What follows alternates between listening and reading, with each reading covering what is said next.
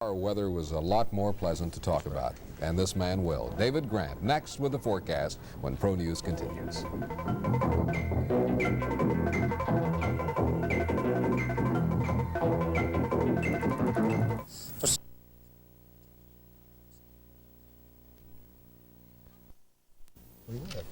This was a day when you wish you didn't have to work. At least that's what I was wishing most of the day. Went out for lunch, lovely blue skies, nice temperature, and it may not be fall yet, but we'll settle for this, David. You'll think it's fall, I'll tell you. You know, I was lounging early this afternoon. I was looking up in the north, those blue skies and those green trees in front of it, and it's a beautiful contrast. I'm surprised you're here. One compliment.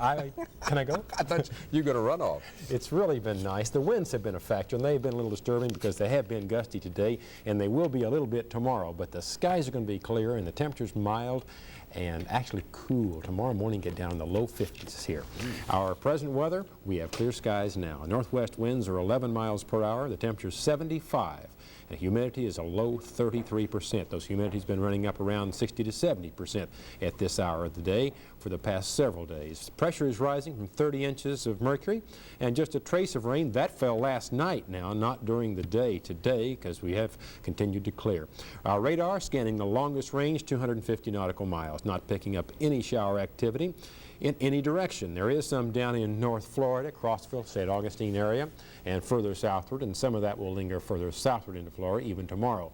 But if you're going to the mountains, if you're going to the University of Georgia football game, you're going to find some really nice weather tomorrow. We want to tell you about it after these words from Atlanta Gas Light Company.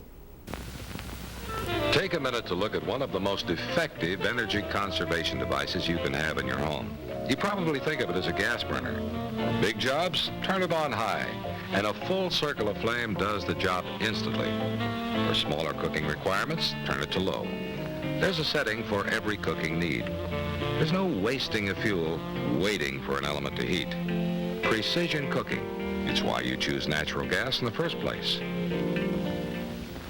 This evening, high pressure is centered in eastern Oklahoma and western Arkansas, but its influence is already being felt throughout most all of the state, and that is cooler and drier air. In fact, we should be down in the 40s in some of the mountain areas tonight and again tomorrow, and that'll be the first time we've really had this much cold air penetrate this far south in through the southern plains, the Mississippi Valley, and will be centered, that high will, over the eastern portion of Alabama and western part of the state here for tomorrow evening, about 24 hours from now.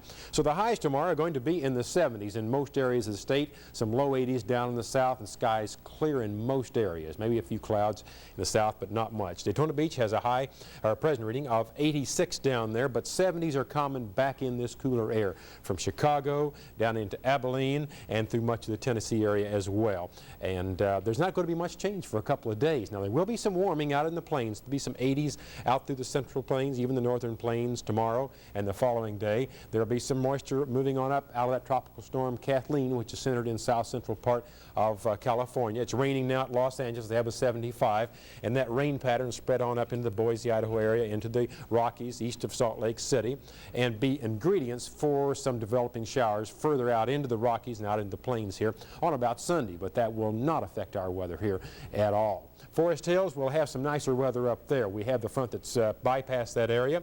There's still some showers in portions of Pennsylvania and New York.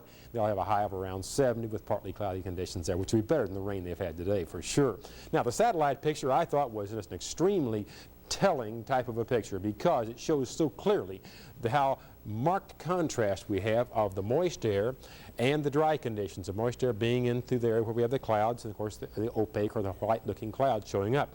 But to the west and northwest, the drier air has penetrated, and this was this morning's picture, and this of course has cleared down through the state at the present time. A lot of moisture still out west, and that pattern bends on up back into portions of Nevada and California, Arizona, and will be further penetrating northward as that pattern moves on northward tomorrow. If you're traveling, we picked some local reports for tomorrow, and perhaps you're going to Knoxville. If you are, you're going to find the North Georgia mountains and eastern Tennessee, western Carolina. It's just beautiful. Athens, Georgia, fair and 75. Panama City, a little warmer but nice. New Orleans, nice.